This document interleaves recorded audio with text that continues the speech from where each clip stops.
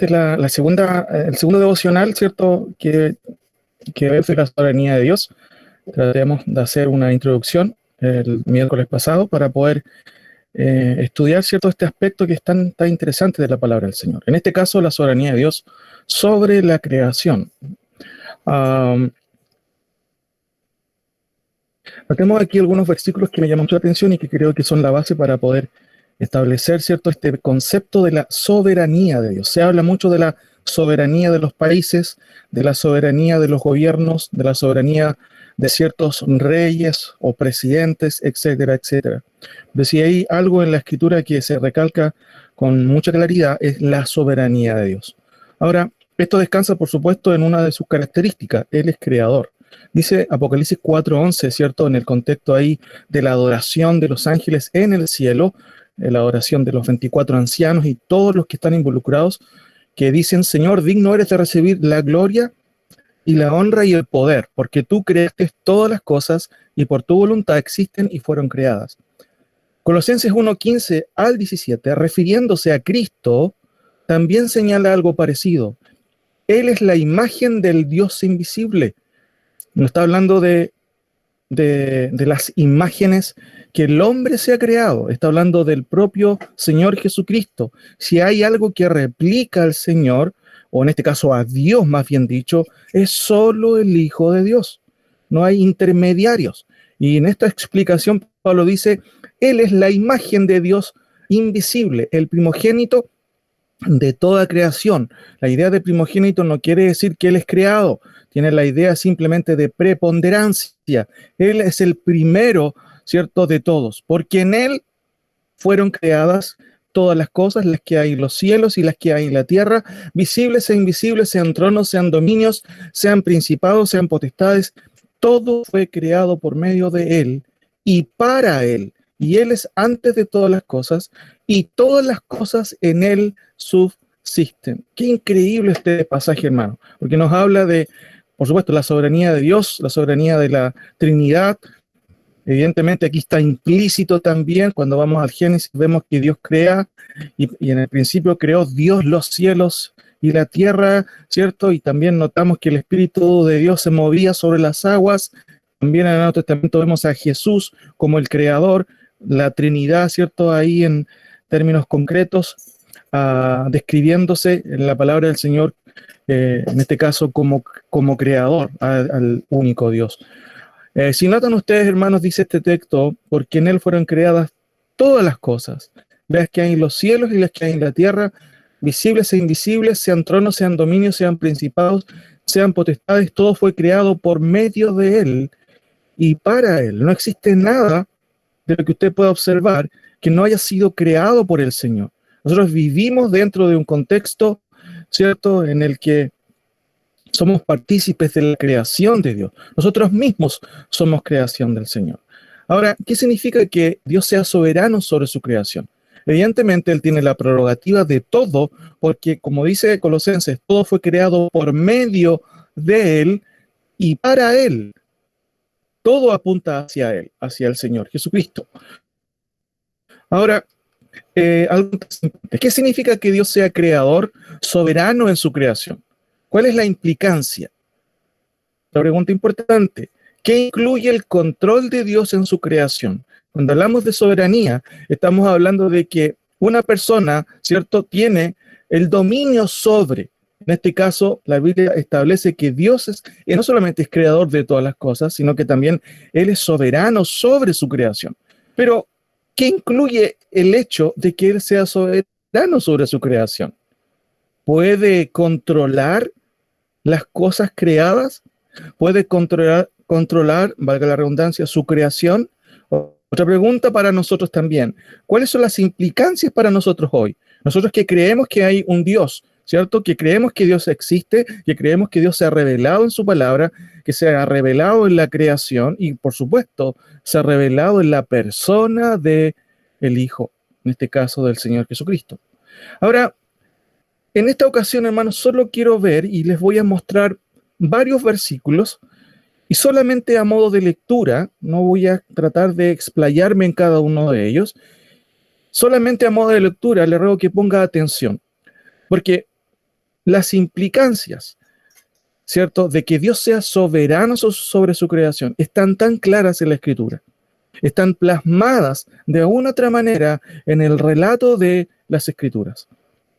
La semana pasada empecé nuevamente a leer la Escritura, desde el Génesis nuevamente en adelante, y es interesante, estoy tratando simplemente de leer, no de estudiar, ¿cierto?, el texto, sino simplemente de leer, aparte obviamente de lo que hacemos los pastores, que estudiar el texto en diferentes formas, pero simplemente leer. Y hermano, es tan evidente en la lectura simplemente cómo Dios es soberano, cómo Dios está sobre su creación y aún sobre los hombres. Esto es tan increíble al ir leyendo, ¿cierto?, simplemente en la lectura. Por eso es importante que usted lea las Escrituras, porque una de las maneras de conocer a Dios es justamente leyendo la palabra del Señor. Ahora, la soberanía de Dios en la creación. ¿Qué quiere decir esto? Voy a mostrar varios versículos que voy a leer, no voy a tratar de explicarlos de manera exhaustiva, sino simplemente de manera rápida, para al final hacer una pequeña recapitulación para que entendamos, hermanos, qué es lo que la Biblia quiere decirnos cuando habla de que Dios es soberano por un lado, pero que esa soberanía también está sobre su creación. El primer versículo, el Salmo 135:6 repite este concepto diciendo: todo lo que Jehová quiere, lo hace, en los cielos, en la tierra, en los mares y en todos los abismos. Este solo versículo nos ayuda a entender que Dios es totalmente soberano y reina sobre cada aspecto de este mundo y de este universo. Lo hace, ¿cierto? Cuando dice todo lo que quiere, Jehová lo hace, y lo hace en los cielos, en la tierra, en los mares y también en todos los abismos. Hasta el día de hoy sabemos que el hombre todavía no puede, ¿cierto?, surcar o poder investigar las profundidades de los mares. Si bien es cierto, se han encontrado muchas cosas en las profundidades, aún el hombre no ha podido llegar, ¿cierto?, y sondear todos los mares o todas las profundidades, los abismos, como dice el salmista. Pero el punto aquí es que Dios, hermanos, es soberano sobre todo lo que existe: el cielo, la tierra, los mares y todos los abismos. Segundo versículo, Génesis 19, 24, 25. Noten, Dios revela en este pasaje algo propio de alguien que tiene el control de todo. Entonces Jehová hizo llover sobre Sodoma y sobre Gomorra azufre y fuego de parte de Jehová desde los cielos, y destruyó las ciudades y toda aquella llanura con todos los moradores de aquellas ciudades y el fruto de la tierra. Es muy interesante lo que dice este versículo. Aún, de hecho, la misma arqueología podría comprobar esta situación con el descubrimiento, valga la redundancia, de azufre en aquellos lugares. Y claramente este relato que encontramos en Génesis describe que Dios puede hacer incluso llover sobre ciudades azufre y fuego. ¿Cómo puede ser posible esto? Bueno, es porque Dios tiene el poder para hacerlo, y las Escrituras simplemente quieren describir, quieren relatar a sus lectores, que también somos nosotros, que Dios aún está sobre su creación. Noten por favor que en Éxodo 9:23, en el contexto también de las plagas de Egipto, también Dios demuestra su poder. Y Moisés extendió su vara hacia el cielo, y Jehová hizo tronar y granizar, y el fuego se descargó sobre la tierra. Y Jehová hizo llover granizo sobre la tierra de Egipto. Hubo pues granizo y fuego mezclado con el granizo, tan grande, cual nunca hubo en toda la tierra de Egipto desde que fue habitada. Y aquel granizo hirió en toda la tierra de Egipto todo lo que estaba en el campo, así hombres como bestias. Asimismo destrozó el granizo toda la hierba del campo y desgajó todos los árboles del país. Solamente en la tierra de Gosén, donde estaban los hijos de Israel, no hubo granizo. Qué interesante. En este versículo o en este pasaje notamos que Dios, ¿cierto?, tiene el poder de hacer llover granizo, pero al mismo tiempo tiene el poder de ser selectivo en ese castigo, porque esto claramente fue un castigo para los egipcios y especialmente para el faraón, que había endurecido su corazón. Noten, Dios puede hacer esto porque tiene el poder de mover, ¿cierto? Incluso las condiciones del tiempo, las condiciones, ¿cierto? En este caso del clima, para su uso soberano. Otro versículo que notamos es el siguiente. Génesis 7, 11 al 12. El año 600 de la vida de Noé, en el mes segundo, a los 17 días del mes, aquel día fueron rotas todas las fuentes del gran abismo y las cataratas de los cielos fueron abiertas. Y hubo lluvia sobre la tierra 40 días y 40 noches.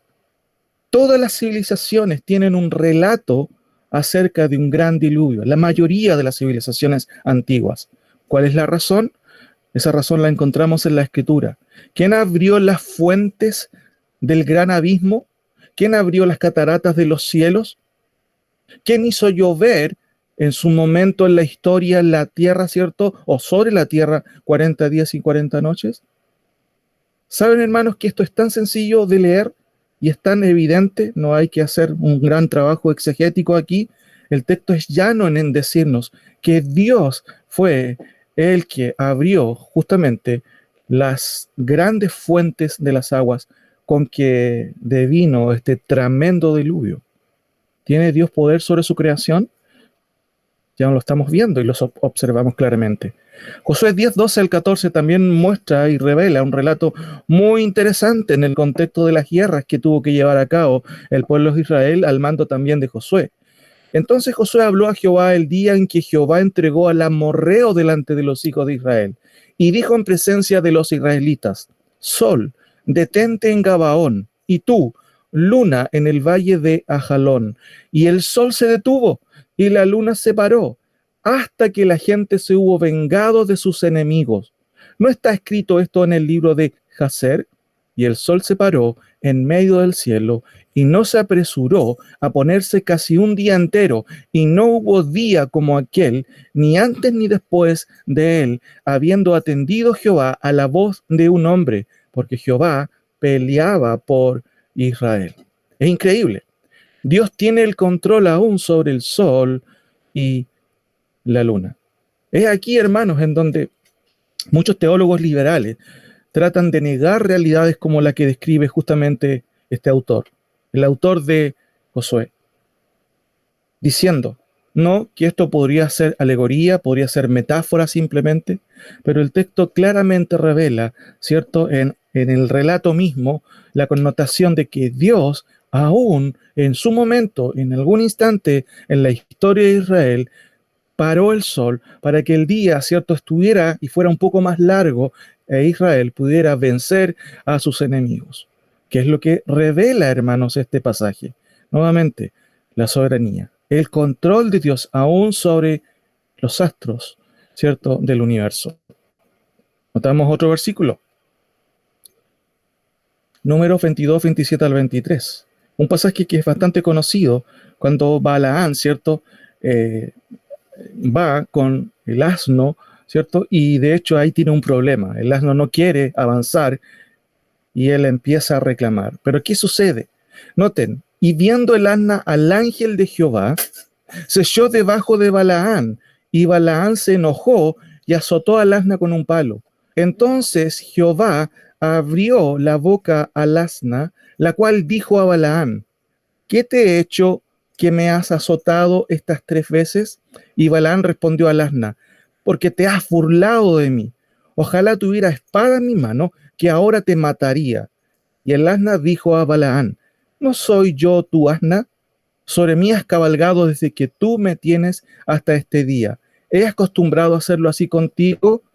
Y él respondió en su enojo, por supuesto, no. El relato sigue, ¿cierto?, mencionando que después el ángel de Jehová se hizo evidente y Balaán comprendió que detrás de este milagro, noten que el texto se encarga de decirnos que no es una metáfora, que no es algo, ¿cierto?, retórico simplemente, al señalar lo siguiente: entonces Jehová abrió la boca al asna, la cual dijo a Balaán: ¿qué te he hecho? Seguramente él, por su enojo, el texto deja ver que quizás no se sorprendió.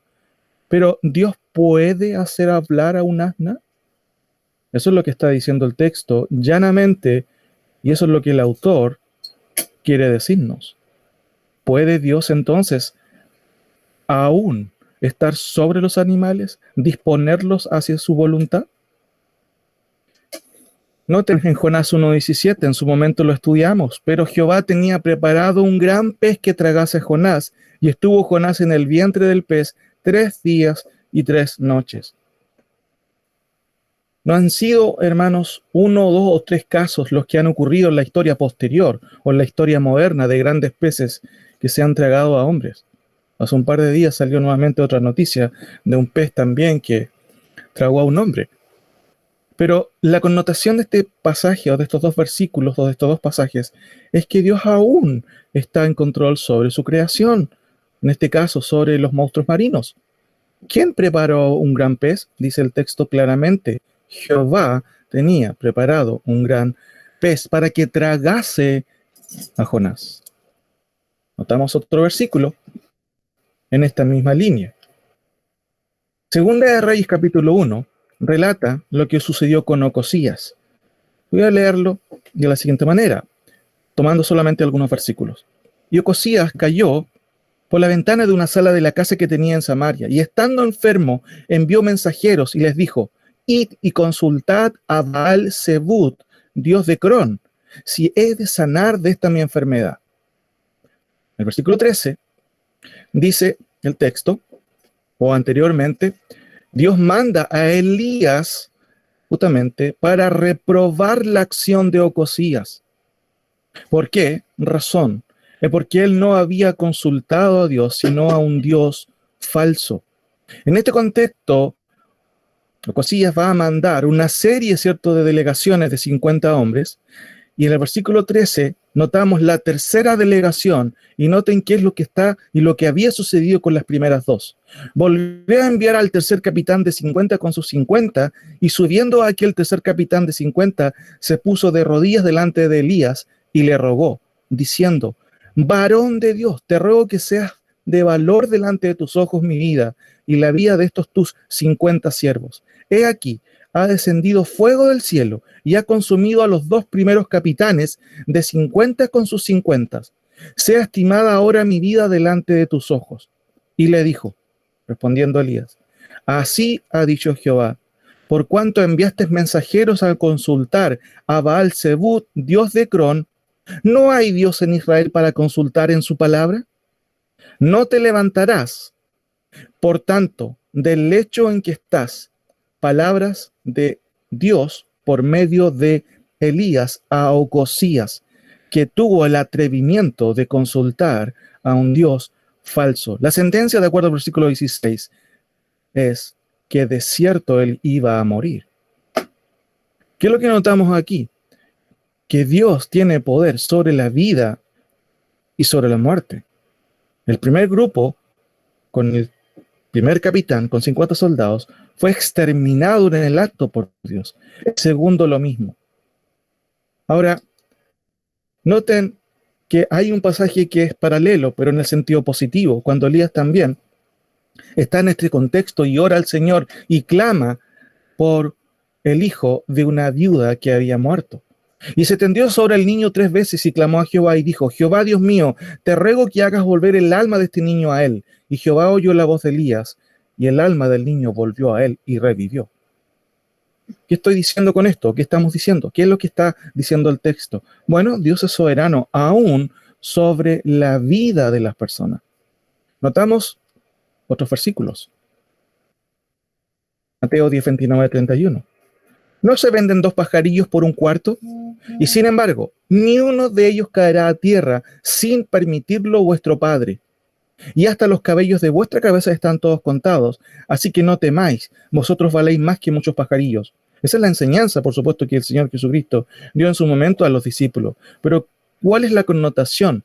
Hermanos, no cae ni un pajarillo sin que Dios lo permita. ¿Quién es soberano sobre su creación, aún sobre los pájaros? El texto es claro en señalarlo. Vamos con los últimos versículos. Mateo 14, 25 al 27. Mas a cuarta vigilia de la noche, Jesús vino a ellos andando sobre el mar, y los discípulos, viéndole andar sobre el mar, se turbaron diciendo, un fantasma, y dieron voces de miedo. Pero enseguida Jesús les habló diciendo, tened ánimo, yo soy, no temáis.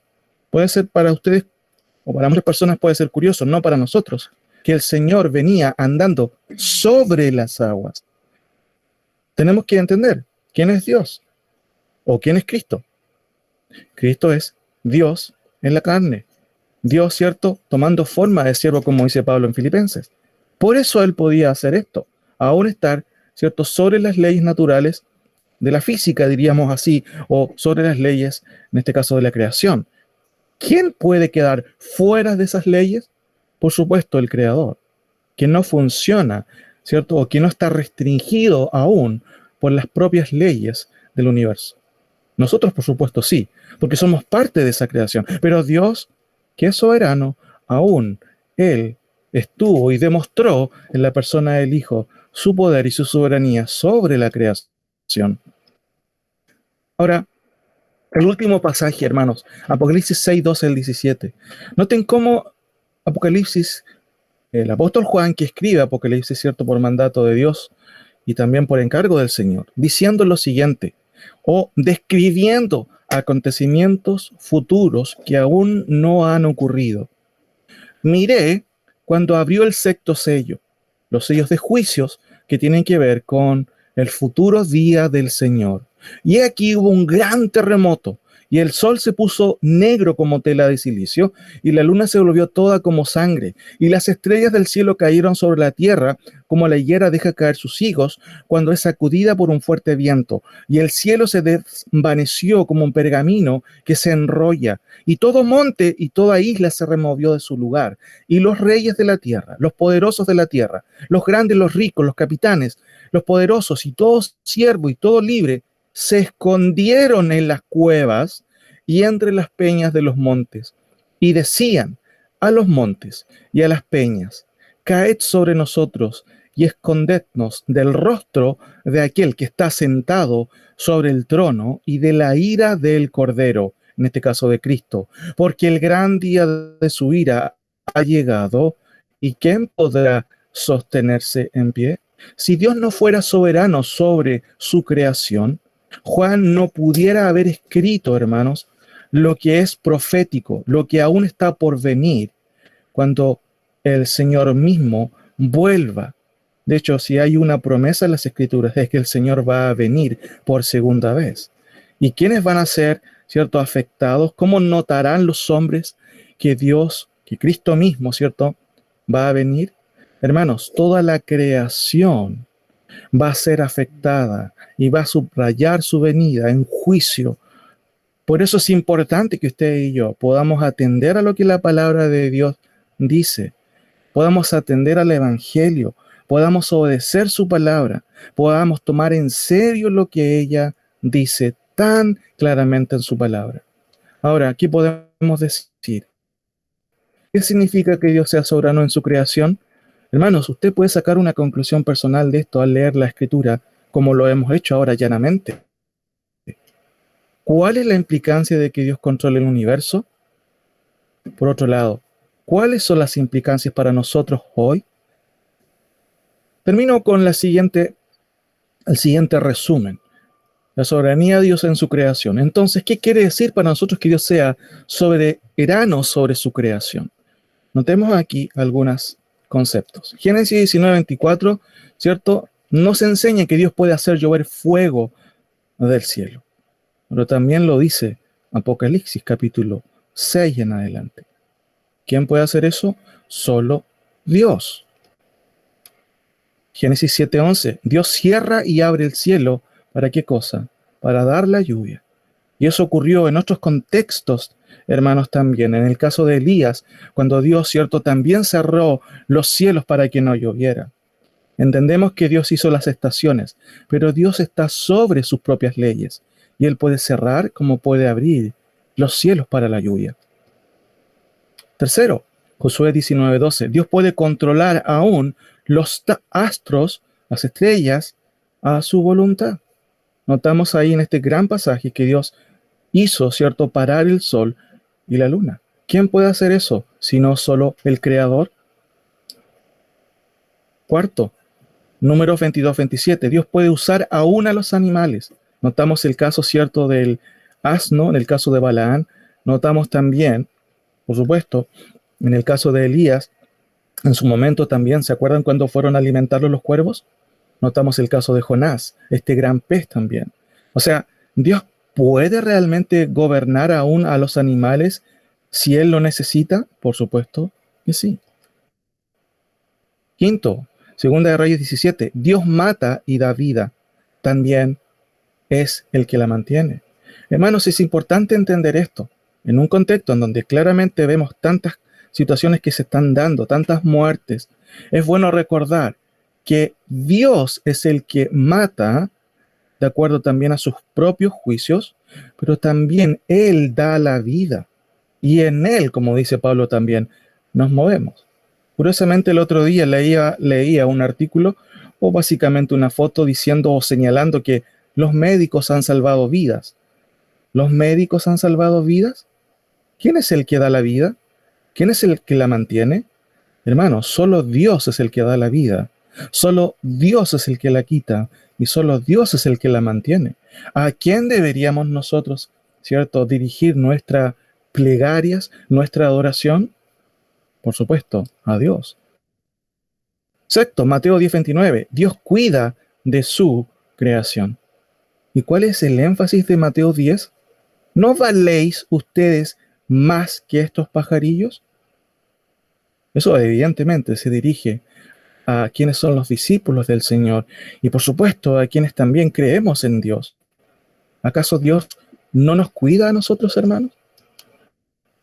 Séptimo, Dios rompe las leyes físicas de su creación. ¿Cómo es posible que Dios camine sobre las aguas? Eso es imposible. Por supuesto que es imposible para los hombres, pero para Dios, el creador, hermanos, del universo, eso no es imposible.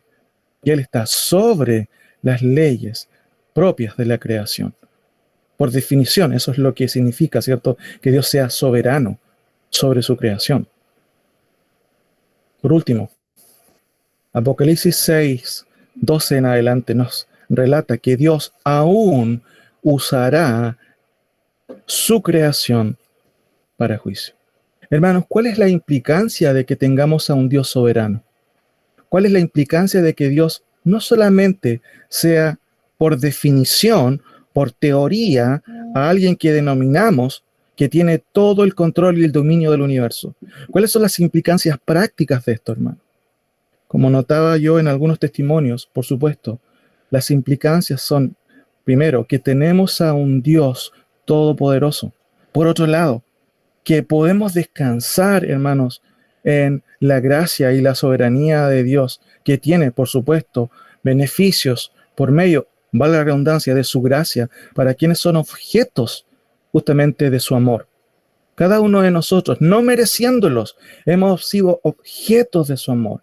El hecho de que tú estés aquí, que nosotros estemos aquí escuchando su palabra, se debe exclusivamente a su soberanía y a su gracia. Por eso, hermanos, que cuando nosotros estudiamos que Dios es soberano, evidentemente, al instante podemos entender que el hombre no está en control de este mundo. A pesar de que el mundo cada vez va de mal en peor, tenemos un Dios poderoso que está aún sobre este mundo, sobre los gobiernos, sobre la vida y aún sobre la muerte. Por eso, ¿a quién debemos de temer? ¿A quién debemos de honrar? Es solamente a Dios. Y Dios en su palabra ha mandado a su Hijo unigénito para que usted y yo podamos tener vida eterna, creyendo en el sacrificio de Cristo. El ignorar esto, hermanos, es de algún modo, ¿cierto?, ignorar a quien es soberano. Por eso que es importante que nosotros conozcamos la palabra del Señor, porque de esa manera podemos entender que no hay nada que se escape del control del Señor y que es preferente, ¿cierto?, para nosotros obedecer su palabra hoy, no mañana, hoy.